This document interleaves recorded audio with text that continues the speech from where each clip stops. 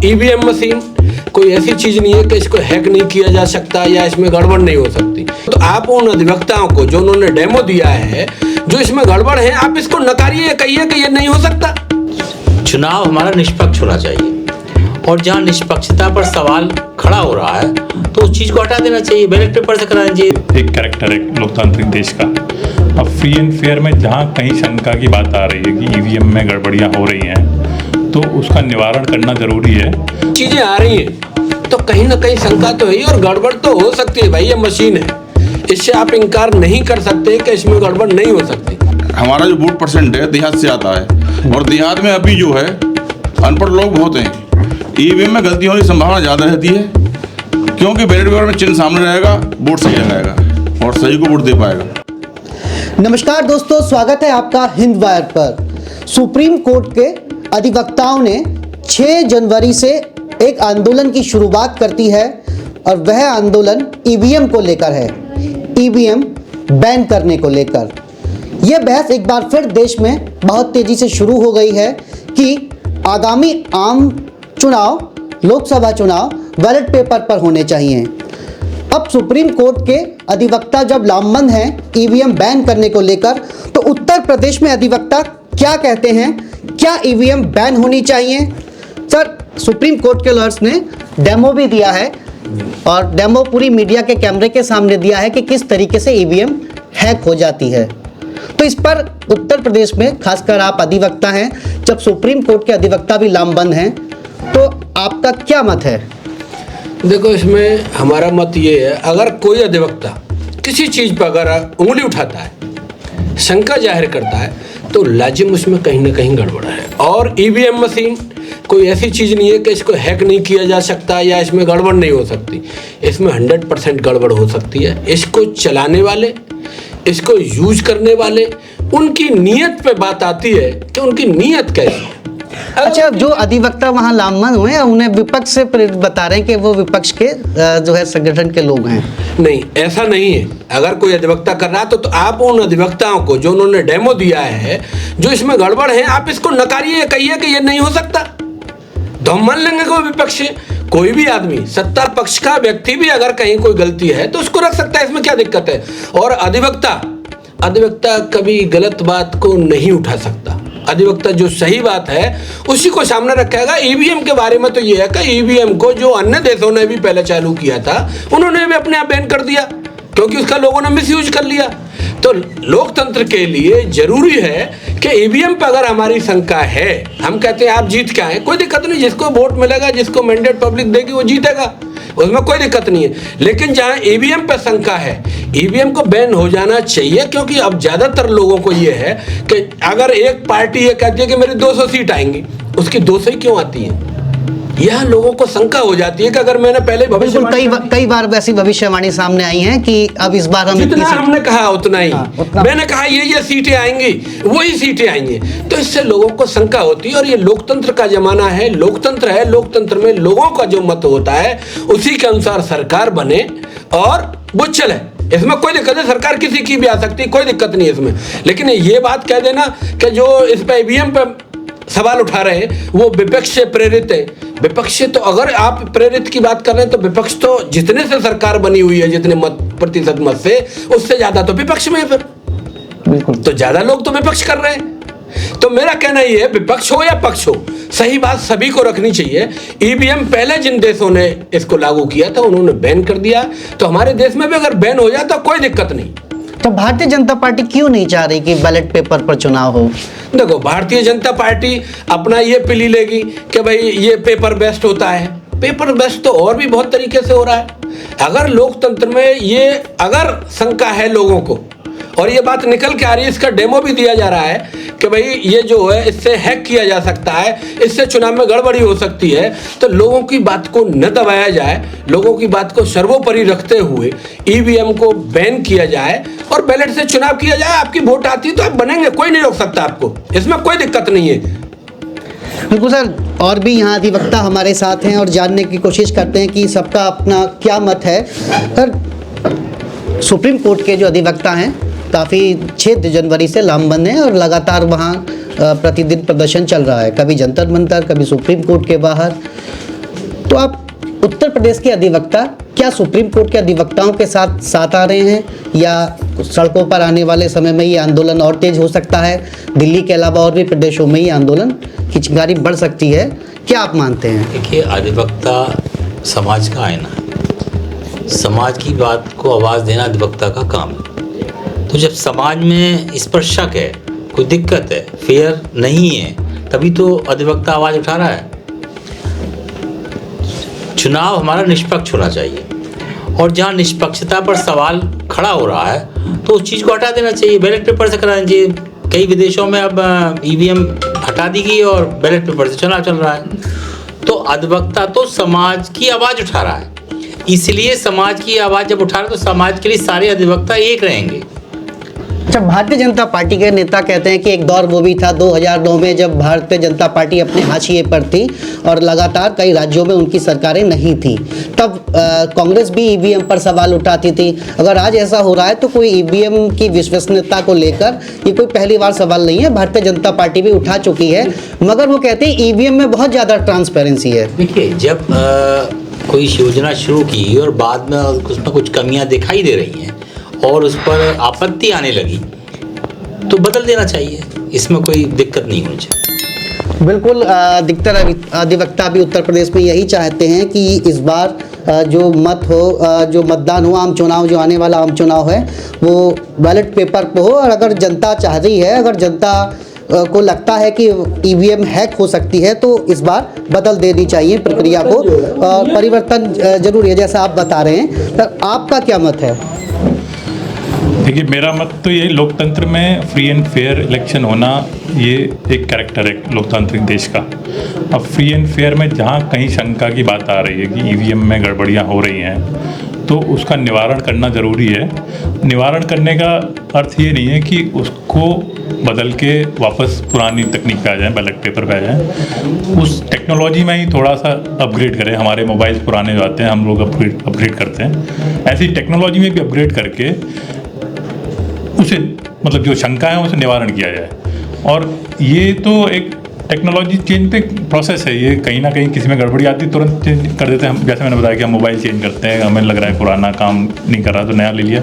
ये ईवीएम आए हुए मेरे ख्याल से मेरे ख्याल 15 साल तो हो चुके हैं। तो अब समय तो है कि भाई इसको अब टेक्नोलॉजी अपडेट करी जाए। और इसमें पॉलिटिकल बहुत ज़्यादा इसमें सब्जेक्ट ये नहीं है कि भाई विपक्ष कह रहा है या वो कह रहा है, टेक्नोलॉजी है, बदलाव आते हैं। 2009 में भी भारतीय जनता पार्टी विपक्ष में थी, उनके भी नेताओं ने सवाल उठाए थे कि लालकृष्ण आडवाणी तो पूरी इस पे जो है किताब भी जो उस वक्त लिखी गई थी पूरी ईवीएम को लेकर के।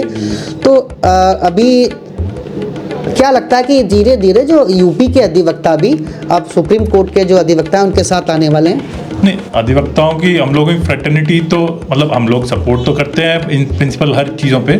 अब इस बारे में अभी तो क्या होता है देखेंगे, कह नहीं सकते, सड़कों पे उतरेंगे या क्या होगा।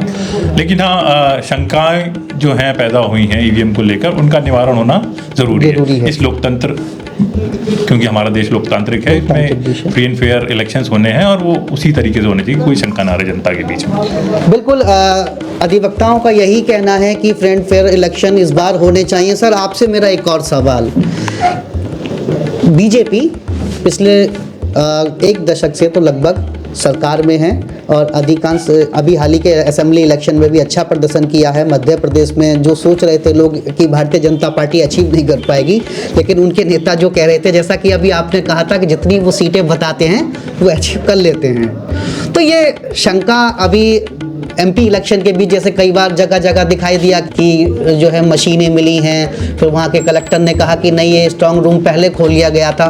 तो इस तरीके की जो तस्वीरें बीच में आती हैं, तो क्या ये भी एक शंका का कारण है?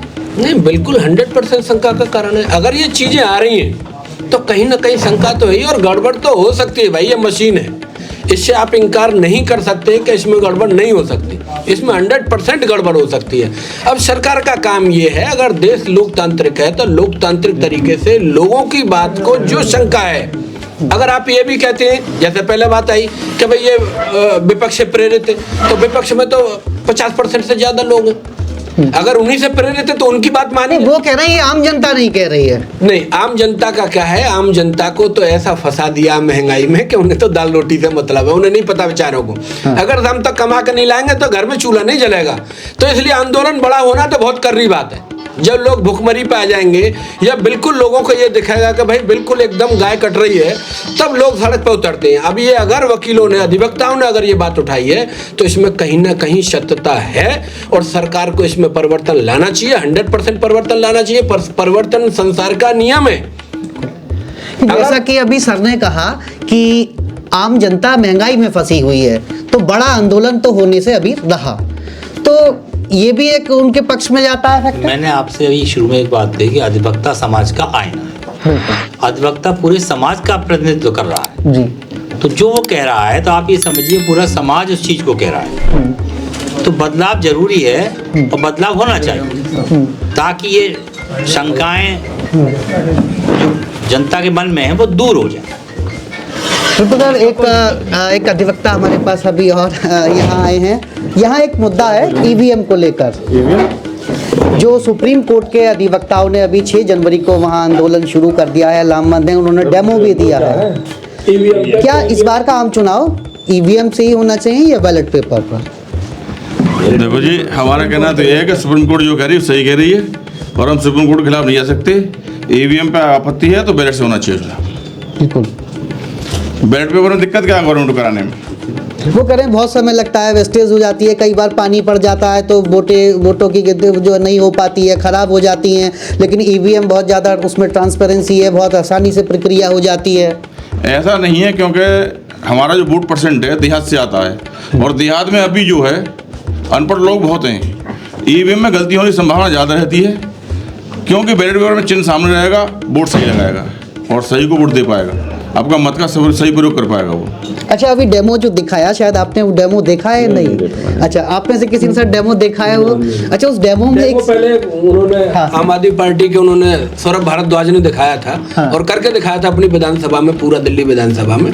तो वो सही, और इसको कोई नकार नहीं सकता। ये सार्वभौमिक सत्य है, यूनिवर्सल ट्रुथ है कि ये मोबाइल भी हैक हो सकता है। सरकार बथेरे प्रयास करे लेकिन उसके बावजूद भी लोगों के खाते को हैक करके लोग पैसे निकाल लेते हैं। बहुत प्रयास कर रही है ना, उसके बावजूद भी निकाल लेते हैं। और वो लोग निकाल लेते हैं जो सत्ता में नहीं है, जो सरकार में नहीं है। एप्पल का मामला सामने आया था, अभी सरकार ने भी एप्पल को नोटिस किया। जो लोग कहीं भी किसी भी जॉब में नहीं है, जो बिल्कुल फुटपाथ पे डोल रहे, वो लोग हैक कर लेते। तो ईवीएम को तो अगर सत्ता में रहते, सत्ता में ताकत होती है, सत्ता वाले लोग कुछ भी करा सकते हैं। अगर जनता को आपत्ति है तो इनको बदल देना चाहिए, सिस्टम को चेंज कर देना चाहिए। जैसा भी मेरे बड़े भाई ने कहा कि भाई अपग्रेड करो, अपग्रेड कोई ऐसी तकनीकी लाइए, अगर आपको ईवीएम भी चलानी है तो वो आप तकनीकी लाइए जिससे ये टेम्पर ना हो सके, इनको कोई हैक ना कर सके। उस शंका को आप दूर करिए।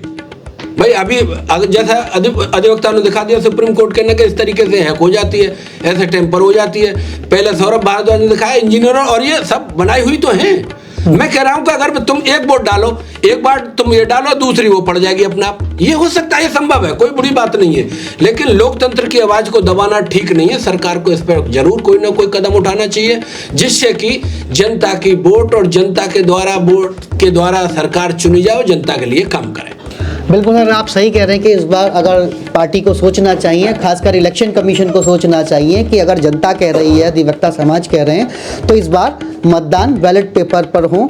लेकिन भारतीय जनता पार्टी शायद नहीं चाहती। उसकी अपनी कोई मोनोपोली होगी, फादलें चाह रही होगी, अब क्यों नहीं चाह रही है? ऐसा विपक्ष कह रहा है कि भारतीय जनता पार्टी नहीं चाहती। भाजपा नहीं चाहती है, ये तो भारतीय बीजेपी सरकार बता सकती है क्यों नहीं चाह रही है। वो जनता की आवाज़ है, उसे बैलेट पेपर में कराने में कोई दिक्कत नहीं होनी चाहिए। बैलेट पेपर से कराया इलेक्शन, क्या दिक्कत है बैलेट से कराने में? जहाँ ये सरकार ये कहती है कि इससे पेपर वेस्टेज होता है। मैं इसकी बहुत बढ़िया बात आपको बताता हूँ कि सरकार को जहाँ पेपर बचाना चाहिए वो नहीं बचा पा रही है। कोई भी सरकार नहीं बचा पा रही है। क्यों? ये पेपर बचाने का काम शिक्षा में होना चाहिए। हम पढ़े, हम पहले देख लेते थे इसकी किताबें, ठीक है 8वीं क्लास में आ रहे हैं तो 7वीं में थे, 8वीं भैया तेरा कोर्स ठीक है मुझे दे देना। अब जो पेपर बचाने की बात है वो यहाँ आनी चाहिए कि हर वर्ष प्रत्येक कॉलेज में किताबें बदली जाती हैं।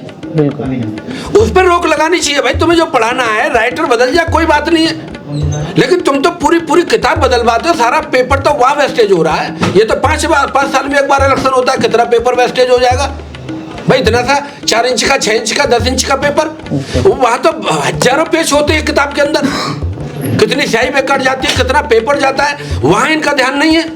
यहाँ जरूर कहेंगे, क्योंकि यहाँ कुछ ना कुछ गोलमाल है। हम नहीं कह सकते क्योंकि हम इंजीनियर नहीं, हम तो अधिवक्ता हैं, जो चीज़ हमारे सामने आ रही है हम उसको कहेंगे।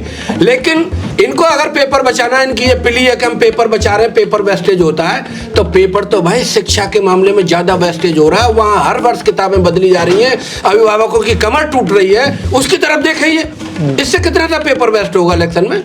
नथिंग, कुछ नहीं। एक बच्चे की किताब में एक गाँव का पूरा वोटिंग हो जाएगा।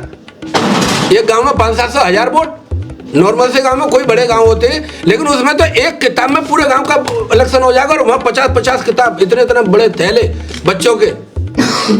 बिल्कुल, सुप्रीम कोर्ट के अधिवक्ताओं के साथ उत्तर प्रदेश में अधिवक्ताओं की भी राय एक है, और उनका कहना है कि जो पेपर वेस्टेज का तर्क है वो कोई वजह नहीं है।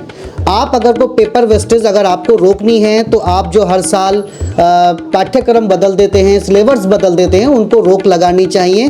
5 साल में एक बार इलेक्शन होता है, उसमें कोई बहुत ज़्यादा पेपर की वेस्टेज नहीं होती। आने वाले समय में ये आंदोलन किस तरफ जाता है और तमाम अधिवक्ताओं का साथ जो है सुप्रीम कोर्ट के अधिवक्ताओं को कैसे मिलता है, क्या ये आंदोलन यहीं थम जाएगा या ये आंदोलन जन आंदोलन भी बनने जा रहा है, यह अभी सब समय के गर्त में है। मगर देश में एक बार फिर यह बहस छिड़ गई है कि आखिर ईवीएम कितनी सुरक्षित है और बैलेट पेपर पर इलेक्शन क्यों नहीं। ऐसे ही खबरों में बने रहने के लिए चैनल को सब्सक्राइब करें और बेल आइकन दबाएं, और मुझे मनीष शर्मा को दीजिए इजाजत। नमस्कार, जय हिंद, जय भारत।